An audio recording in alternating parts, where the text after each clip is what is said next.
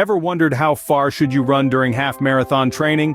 Well, you're not alone. Half marathons are a fantastic challenge, a sweet spot between the intensity of a full marathon and the quick thrill of a 5K. But training for one? That's a whole different ballgame. It's not just about lacing up your running shoes and hitting the pavement.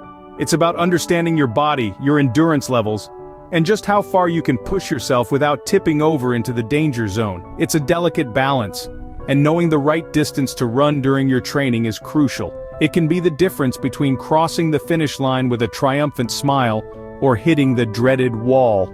So, how far should you run? What's the magic number? Well, there's no one-size-fits-all answer, but don't worry, we're here to guide you through it. Stay tuned to find out the best training methods and distances to get you marathon ready. To understand how to train for a half marathon, it's crucial to understand what a marathon entails. A marathon is no ordinary race. Its roots trace back to ancient Greece, specifically the Battle of Marathon in 490 BC. Legend tells us that a soldier named Phidippides ran from the battlefield to Athens to bring the good news of their victory. The distance he ran? Roughly 26 miles, the same distance as today's modern marathon. He did this without any training and unfortunately collapsed and died after delivering his message. Today, the marathon is a test of endurance, pushing the limits of both physical stamina and mental fortitude. It's a celebration of human resilience, a testament to the power of the human spirit. A half marathon at 13.1 miles is no less demanding. It's half the distance, but the challenge is no less real. Running a half marathon requires strength, perseverance, and a whole lot of grit. It's not just about your legs carrying you through those 13 miles. It's about your heart pumping oxygen to your muscles. It's about your lungs drawing in air, your sweat cooling you down, your mind battling the urge to stop when every muscle screams for rest. It's about the inner resolve that pushes you forward when the finish line seems like a mirage. But here's the thing about marathons and half marathons. They're not designed to break you. They're designed to make you stronger, tougher, more determined. To show you what you're capable of when you put your mind to it.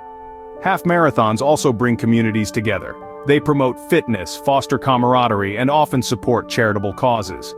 They're not just races, they're experiences. Journeys that begin long before you toe the starting line and continue long after you've crossed the finish. Now that we understand the marathon, let's dive into the specifics of half marathon training. Half marathon training is not a one-size-fits-all situation. It depends on a variety of factors. Let's dive right in and talk about these factors, shall we? First up, we have fitness level. If you're a seasoned runner, used to clocking many miles under your belt, you'll have a different training approach compared to someone who's just lacing up their running shoes for the first time. Your body is already conditioned to handle the stress of long-distance running, so your training plan might focus more on improving speed or endurance. Next, we have running experience. If you're a newbie, you'll need to gradually build up your mileage to avoid injury. This means starting with shorter distances and gradually increasing them over time.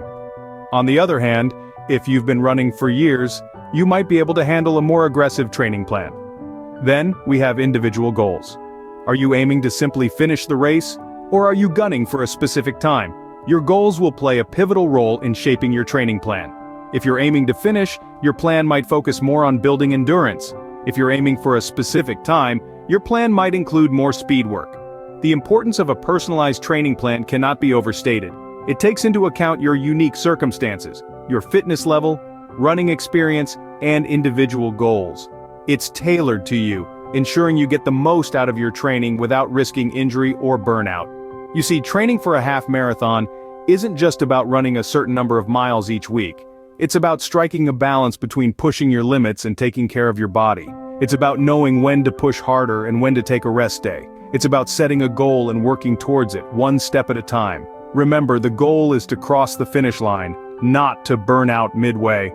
So, tailor your training to your unique circumstances, run your own race, at your own pace. After all, the journey is just as important as the destination. Developing a solid training schedule is a key factor in your half-marathon success. Now, let's delve into the nuts and bolts of how to construct a balanced training schedule.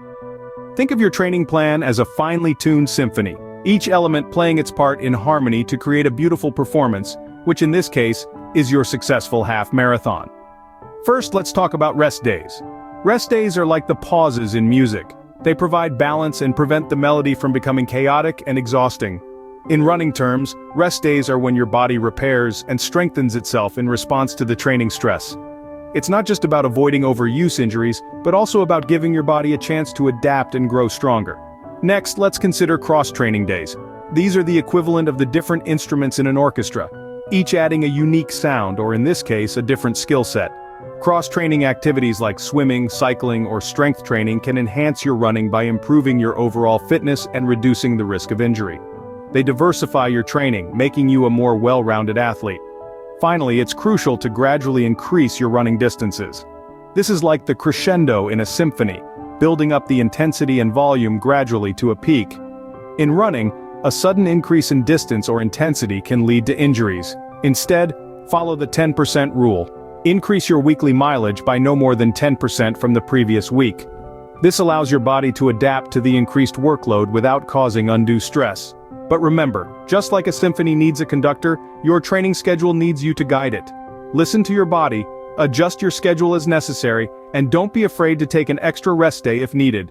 Your body's feedback is invaluable in this process. In essence, a balanced training schedule is about more than just running. It's about rest, cross-training, and a gradual increase in distance. It's a careful orchestration of various elements designed to prepare you for the half marathon, ensuring you're well-equipped to face the challenge without risking injury. A balanced training schedule ensures you're well-prepared without risking injury. The question on everyone's mind: how far should you run during training? Well, hold on to your running shoes, folks, because we're about to dive into the concept of long runs and their importance in building endurance. Now, you might be thinking that you need to run the full half marathon distance during your training, but that's not the case. In fact, it's a common misconception among novice runners. We're not trying to replicate the race during training. Instead, we're aiming to build up our stamina and endurance gradually so that when the race day comes, we're ready to tackle the challenge head-on. So how far should you run? The rule of thumb is that your longest run should be less than the actual race distance. For half-marathon training, many experts recommend a maximum long run distance of 10 to 12 miles. Why is this, you might wonder? Well, running more than this during training can increase the risk of injury and overtraining, which we definitely want to avoid. Now let's talk about the frequency of these long runs.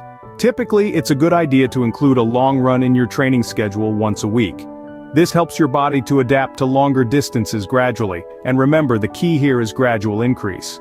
Suddenly doubling your distance is a recipe for disaster. Instead, increase your long run by a mile or two each week. But of course, everyone is different. What works for one person might not work for another. So, listen to your body. If you're feeling tired, take a rest day. If you're feeling good, push a little harder. Your body will tell you what it needs. In conclusion, training for a half marathon isn't about running 13.1 miles every day. It's about building your endurance and stamina over time, increasing your distances gradually, and preparing your body for the race day. Remember, it's not about running the full distance in training, it's about building the stamina to do so. So, lace up those running shoes, and let's hit the pavement. While training, what you fuel your body with is just as important as the training itself. Now let's talk about nutrition and hydration. They are the twin pillars of effective training. Consider them as the fuel and coolant of your body's engine, keeping you running smoothly and efficiently. Firstly, let's tackle nutrition. When training for a half marathon, your body's demand for energy increases. Carbohydrates are your body's preferred energy source, so it's crucial to include a good amount of whole grains, fruits, and vegetables in your diet. It's like putting premium fuel in a race car, it just runs better. But don't forget about protein. It plays a vital role in muscle recovery and repair. After a long run, your muscles are like a construction site, and protein is the building material. So include lean meats, fish, and plant-based proteins in your meals. And let's not forget about fats. Healthy fats, like those found in avocados, nuts, and olive oil, are essential for sustained energy and absorption of certain vitamins. It's like the lubricant that keeps the engine parts moving smoothly. Now, moving on to hydration. Water is your body's cooling system. It helps regulate your body temperature, especially during those long runs under the sun. But it's not just about gulping down gallons of water.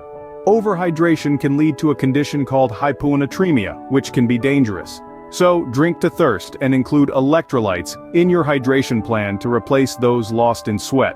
And remember, hydration isn't a race day thing. It's a daily thing. So, keep that water bottle handy at all times. In a nutshell, a balanced diet and adequate hydration are your best allies during training. It's like having a pit crew in a race. They might not be running the race, but they're making sure the car can. Proper nutrition and hydration can make or break your training and race day performance. So make sure you're giving your body the fuel and coolant it needs to reach the finish line. Let's take a quick jog down memory lane and recap what we've learned about half marathon training. We started our journey by understanding what marathons are, the very foundation, and the significant role they play in the world of athletics. We learned that a marathon is a long-distance race with an official distance of 42.195 kilometers, roughly 26.2 miles, while a half marathon is, as the name suggests, roughly half that distance. Then we moved on to the basics of half marathon training. We discovered that personalizing your training plan is essential. What works for one person may not work for another. We emphasized the importance of listening to your body and adapting your training plan according to your body's responses. We then dove into developing a balanced training schedule. We learned that your training schedule should include a mix of easy runs, speed work, and long runs. Remember the golden rule: don't increase your weekly mileage by more than 10% each week. Next, we tackled the question of training distances. We found out that during the peak of your training, a long run should be around 10 to 12 miles, which is less than the half marathon distance. This approach helps your body adapt to the rigors of long-distance running without risking injury. Finally, we discussed the importance of nutrition and hydration. We highlighted that runners need to maintain a balanced diet rich in carbohydrates, proteins, and healthy fats. Hydrating adequately before, during, and after your runs is also critical. So there you have it, the roadmap to half marathon training. Remember, training for a half marathon is a journey. Enjoy the process and you'll cross that finish line with a smile on your face. Don't forget to like, share, and subscribe for more running contents. Until next time, keep running. Thanks for joining us on this running journey. We appreciate your time and engagement. Do spread the word and share this video with buddies eyeing a half marathon. Remember, every step brings you closer to your goal. Keep running and see you next time.